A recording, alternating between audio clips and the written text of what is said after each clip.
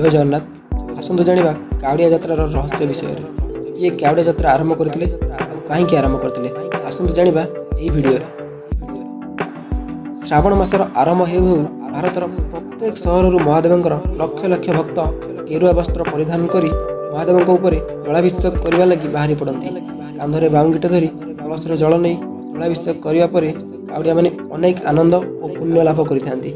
किंतु ए कावड़िया यात्रा पछरे कारण कोन जानिछंती कि काहेकि ए यात्रा प्रथमे आरंभ होइतिला और किए ए यात्रा को प्रथमे आरंभ करथिले आसंतु जानिबा मु ओडिया वन चैनल रे।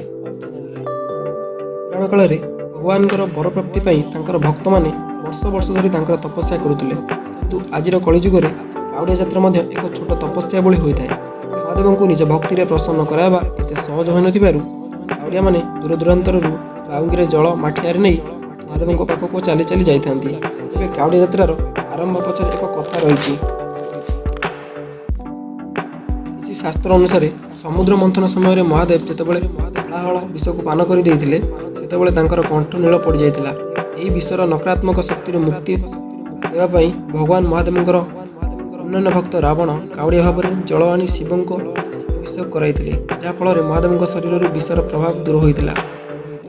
सेबेठारु कावड़िया भाव में महादेवंकर जलाभिषेक कराइले महादेव अत्यंत प्रसन्न होइथांती। सेही विष पान करी तांकर कंठ नील होइतिबारु महादेव को नीलकंठ मध्य कुआ जाए। अन्य पुराण अनुसार भगवान परशुराम सर्वप्रथमे कावड़िया थिले।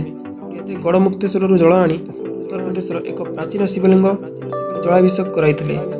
आज भी गड़मुक्तेश्वर जल आनी कावड़िया माने प्राचीन शिवलिंग जलाभिषेक कराइथांती। कावड़िया माने गेरुआ बा केशरी रंग पोशाक पिंधिबार कारण मध्य रहिछि। केशरी रंग जीवन में ऊर्जा साहस और आस्था को बढ़ाई थाए। कलर थेरापी अनुसार यही रंग पेट रोग को मध्य भल करिथाए।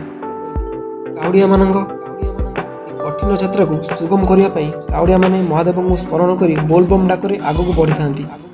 रास्तार जगह जगह कावड़िया मानक पई खाद्य और पानीय मध्य सुविधा करा जाय थाए। कावड़िया मानकर ए सेवा करिबा मध्य महादेव प्रसन्न होइथांती। कावड़िया माने रास्तार खाद्य खाइबा समय किंबा विश्राम समय बाउंगी को तले न रखी कौनसी गछ बा उच्च स्थान में टांगी देई थांती। एही यात्रा जेते दूर बा कठिन होइतिले भी महादेव को जलाभिषेक कराइबार लक्ष्य रे रास्ता जଣା पड़ी न थाए।